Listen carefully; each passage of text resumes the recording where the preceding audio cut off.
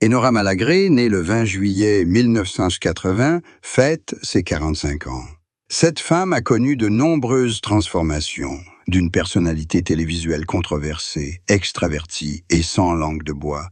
Elle est devenue auteure et militante sociale engagée pour la santé des femmes, notamment en ce qui concerne l'endométriose. Cette transformation a complètement remodelé sa réputation et sa carrière, illustrant la contradiction persistante entre son image publique, une célébrité toujours prête à polémiquer et à laisser éclater ses émotions en direct à la télévision, et sa véritable personnalité, une femme aux prises, avec des douleurs physiques constantes et un combat intérieur contre une maladie chronique et incurable.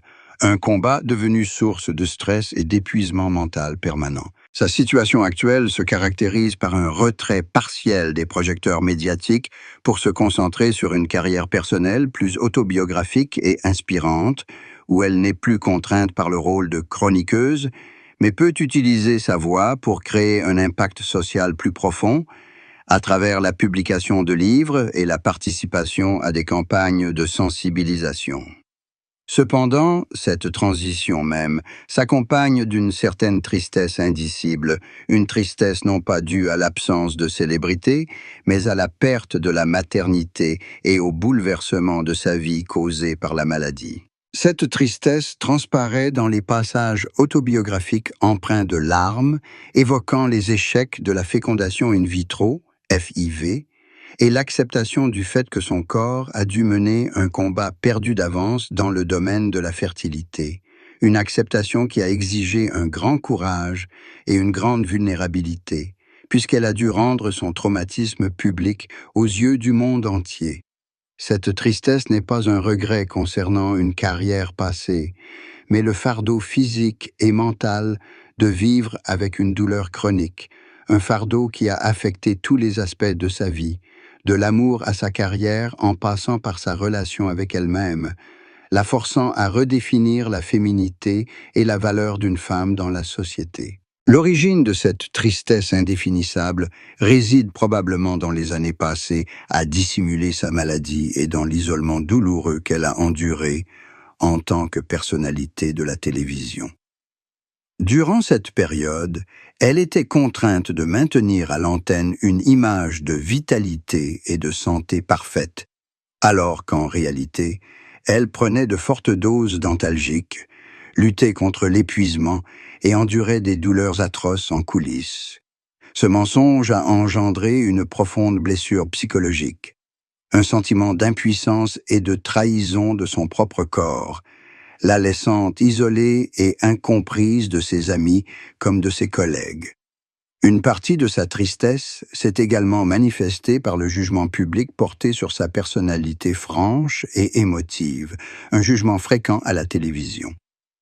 Elle ne pouvait expliquer que son instabilité émotionnelle était souvent due à la douleur chronique, au manque de sommeil et aux effets secondaires de ses médicaments. Ce secret a contribué à la faire passer pour une femme excessivement dramatique ou incontrôlable, renforçant son isolement et son malaise face à une industrie du divertissement qui exploitait cette vulnérabilité.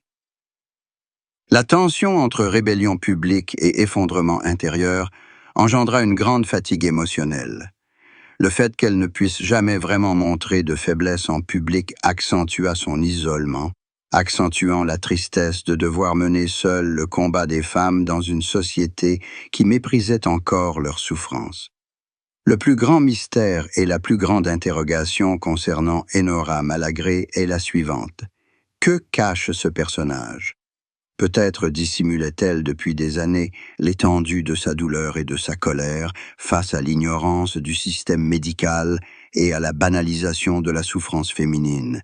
Une colère qu'elle transformait peu à peu en militantisme pour faire bouger les choses. Elle cachait depuis des années son désespoir quant à sa capacité à être mère, un désespoir devenu un secret intime qu'elle n'osait partager que lorsqu'elle trouvait la force de l'affronter, un désespoir qui avait érodé sa confiance et sa foi en son avenir amoureux et conjugal. Plus encore, elle regrette d'avoir laissé l'industrie du divertissement exploiter sa vulnérabilité, d'avoir agi impulsivement et sans réfléchir sous la pression des caméras et des attentes. Un regret qui l'a poussée à chercher une voie plus authentique où elle pourrait se reconstruire en aidant les autres grâce à sa transparence. Une transparence devenue une forme de revanche subtile contre un monde qui a tenté de déformer son image. Sa solitude est l'aveu silencieux de son désir de vivre une vie normale, un désir que la maladie et la célébrité l'ont à jamais privé. L'histoire d'amour, de mariage et de rupture d'Enora Malagré est clairement dépeinte à travers le conflit irréconciliable entre sa vie personnelle et deux facteurs destructeurs, la pression de la célébrité et les douleurs dévastatrices de l'endométriose. Ce conflit l'a plongée dans la solitude et l'incompréhension, même au sein de ses relations les plus intimes. La rupture ne se limite pas à la fin de ses relations, comme celle avec son ancien compagnon de longue date, le DJ Cut Killer, ou d'autres relations secrètes, mais englobe l'incapacité à construire la stabilité dont elle rêvait tant. Cet échec n'est pas dû à un manque d'affection, mais à l'intervention brutale d'une maladie qui l'a transformée en une femme souffrant constamment et incapable de mener une vie normale. La rupture s'est aussi traduite par l'anéantissement de ses rêves de famille et d'enfants, la forçant à prendre conscience du véritable coût de la maladie pour elle et ses partenaires, ce qui a engendré en elle une profonde dépression. Cet échec a été une blessure qui a érodé sa foi en la possibilité de trouver un amour durable. L'origine de cette crise réside dans l'incapacité d'Enora à partager pleinement son fardeau avec ses proches. Pendant des années, elle a tenté de supporter seule sa douleur et de dissimuler la gravité de sa maladie, créant ainsi une distance invisible avec ses partenaires. Il leur était difficile de comprendre son instabilité et ses brusques changements d'humeur, sources fréquentes de tensions et de disputes. La pression médiatique a également joué un rôle, exposant ces relations au grand jour et alimentant les commérages. Cette situation a exercé une pression inutile sur des relations déjà fragilisées par sa santé, la contraignant à choisir entre une carrière prestigieuse et une vie privée paisible, un choix qu'elle regrette profondément. Elle confie que la douleur chronique rend les rapports sexuels extrêmement difficiles et douloureux, un facteur qui a creusé un fossé physique et émotionnel irrémédiable dans ses relations. Cette rupture fut un tournant douloureux dans la vie d'Enora Malagré, la forçant à reconsidérer sa définition de l'amour et de l'engagement. Pour elle, le véritable amour devait inclure l'acceptation inconditionnelle de la maladie et la volonté de partager le fardeau physique et émotionnel. Elle confia un jour que l'impossibilité d'avoir des enfants était devenue une malédiction invisible qui affectait toutes ses relations durables. Elle dut apprendre à accepter que l'amour idéal ne puisse pas inclure la famille traditionnelle dont elle avait rêvé, une acceptation qui exigea du courage et un long cheminement de guérison. L'échec de ces relations fut l'aveu silencieux de son incapacité à maîtriser son corps et sa vie, un échec qui la poussa à chercher le salut non pas auprès d'un homme, mais dans l'acceptation de soi et la transparence concernant sa santé. Cette transparence devint finalement sa plus grande force, lui permettant de trouver un compagnon capable de la comprendre et de l'accepter pleinement, y compris ses plus profondes vulnérabilités. À 41 ans, en 2021, Enora Malagré traverse une période de transparence radicale et de redéfinition de sa vie, marquée par la révélation de son combat contre l'endométriose et la publication d'ouvrages autobiographiques, dont un livre relatant son expérience. Cet événement a suscité un vif débat et une grande compassion au sein du public français.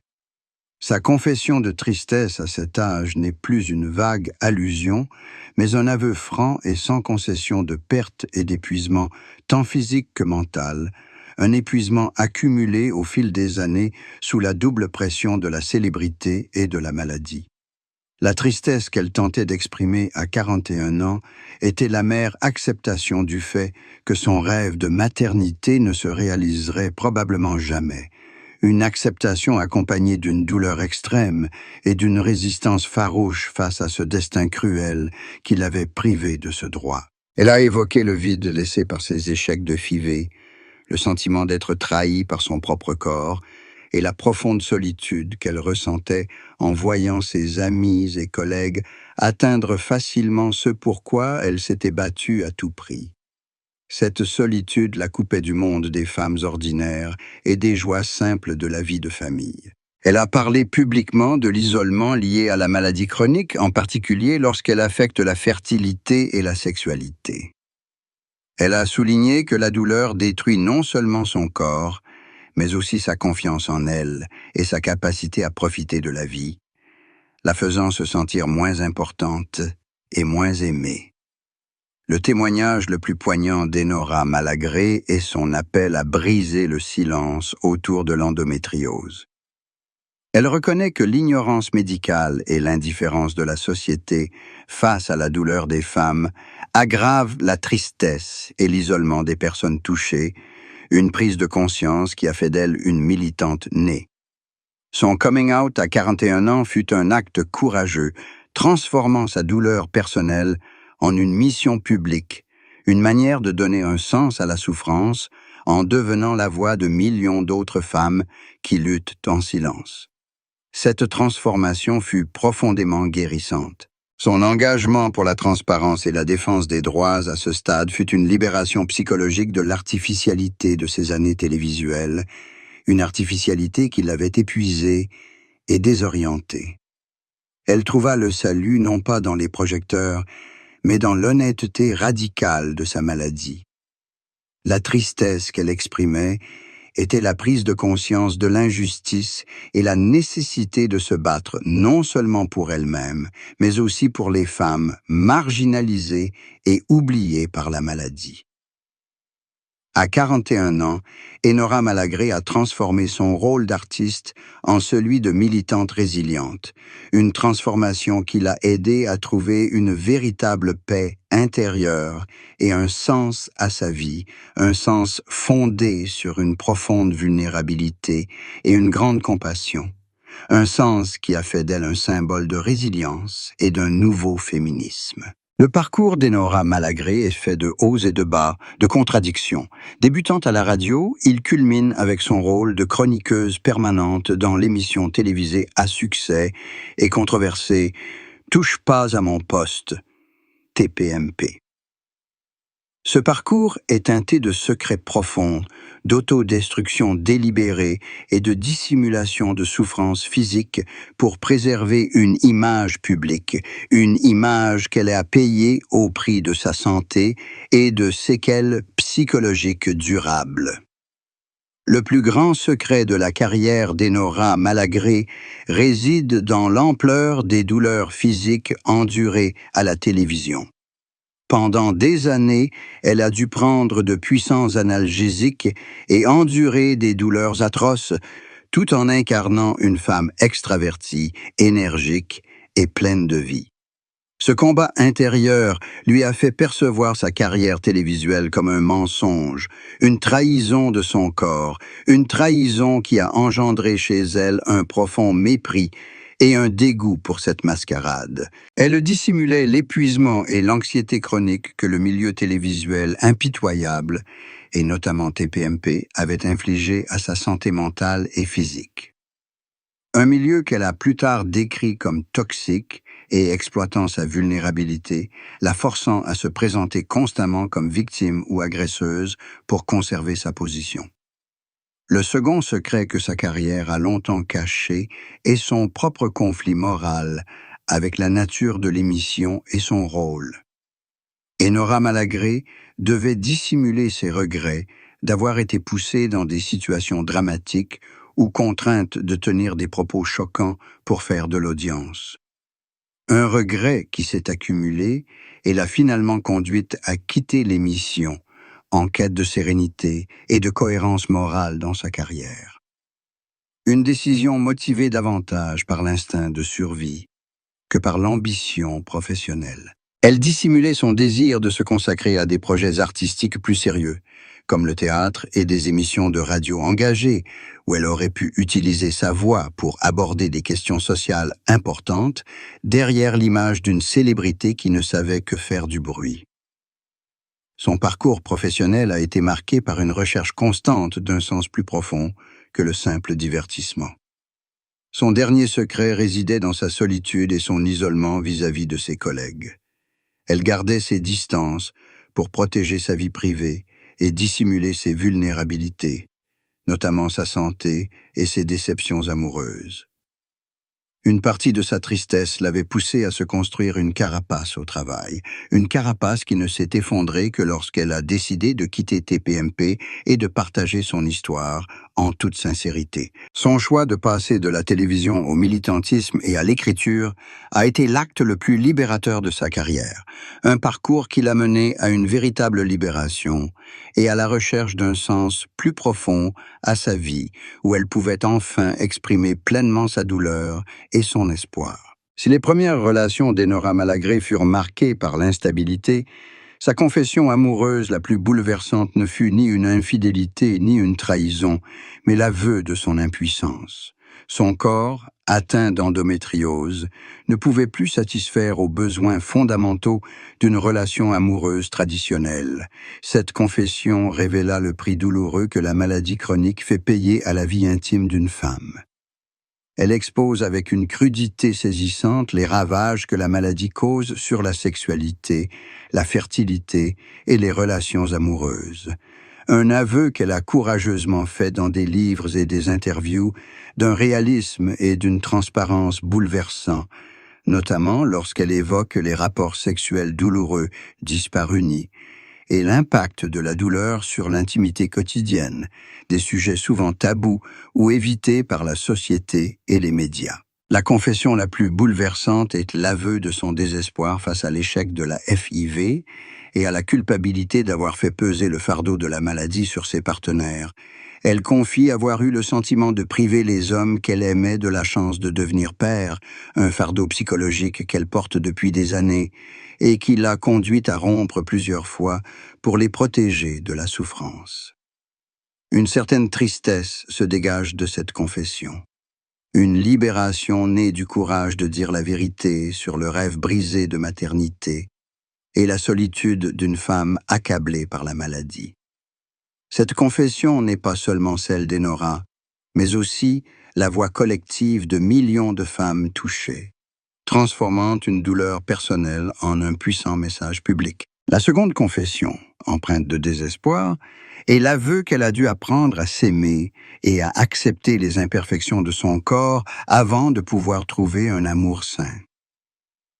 La confession la plus bouleversante est que son plus grand amour est devenu un engagement envers sa guérison personnelle et une transparence absolue avec son nouveau partenaire, une transparence qui a dissipé toute illusion et bâti une relation fondée sur la compréhension et le soutien médical.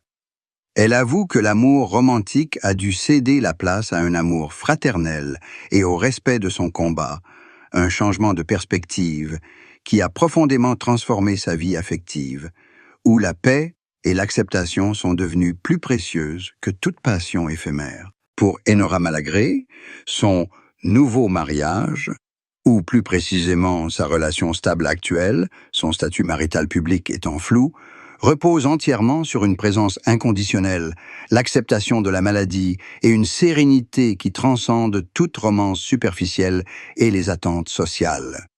Il ne s'agit pas d'une passion dévorante ni d'un spectacle médiatique, mais de la présence discrète et de la compréhension d'un partenaire qui l'accepte avec toutes ses complexités et ses douleurs chroniques, une acceptation devenue un véritable salut. Chapitre 5. Un salut qui l'a aidé à surmonter des crises de santé mentale. Son nouveau mariage est un engagement envers l'authenticité et le soutien mutuel dans une vie marquée par la maladie, une vie qui exige de la patience et de grands sacrifices de part et d'autre. La principale différence entre ces relations précédentes et celle-ci réside dans la transparence dès le départ quant à la nature et aux limites de sa maladie. Elle a laissé entendre que la stabilité de sa vie personnelle actuelle est due à son honnêteté absolue quant à la possibilité de ne jamais avoir d'enfant et au fait que la douleur chronique fera partie intégrante de leur vie commune.